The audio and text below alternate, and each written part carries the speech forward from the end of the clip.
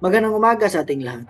Ako po si Christian Reyes Baculio at ngayong araw, tatalakayin ko ang paksang pinagmagatang ang pagiging sarili o pagiging sarili na isang paksang ginawa ni Quentin Lauer na sa wikang Ingles pinamagatang The Subjectivity of Objectivity.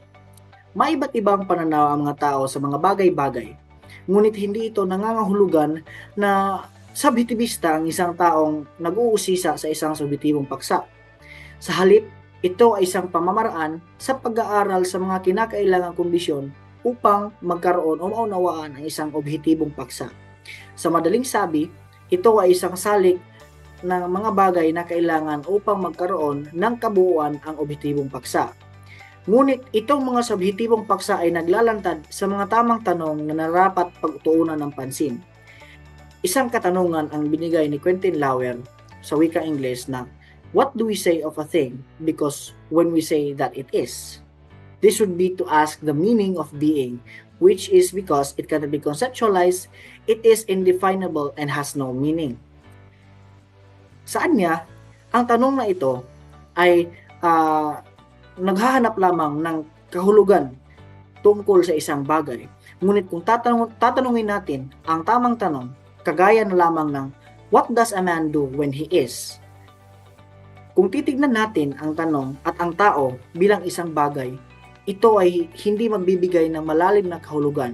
Ngunit kung titignan natin ang tao bilang tao, ang tanong na ito ay magkakaroon ng mas malalim na kahulugan na siyang nararapat bigyang pansin.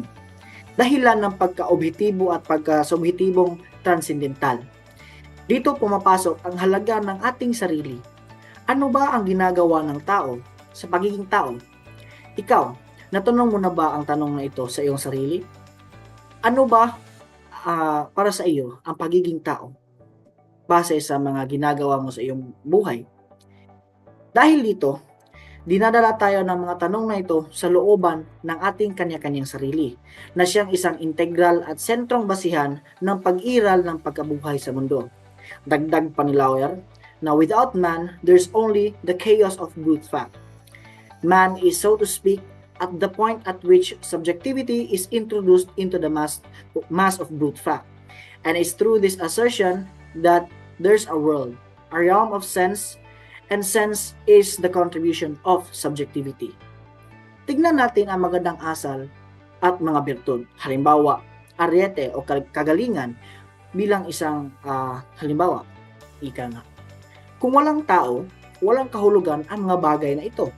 Kung walang subjektibo, hindi magkakaroon ng objektibong bagay. Kaya bilang tao at bilang sentrong batayan ng isang bagay o ng iba't ibang bagay na nagninilay-nilay tungkol sa kaugnayan natin sa iba't ibang bagay, na pagtatanto natin kung ano o sino tayo. At ito ang ating sarili o ang pagbalik tanaw natin sa ating mga kanya-kanyang sarili. Malay ang tao sa paksa sa mundo. Mayroong subjektibong pananaw at sa objektibong bagay, dahilan na nagbibigay ito ng di pagkakahalintulad na pananaw ang malay ng tao na siya ring dahilan upang magkaisa ito para magkaroon ng isang buo. Ayon kay Quentin Lauer, to be is to share in being's conscious, which is to be in the fullest sense.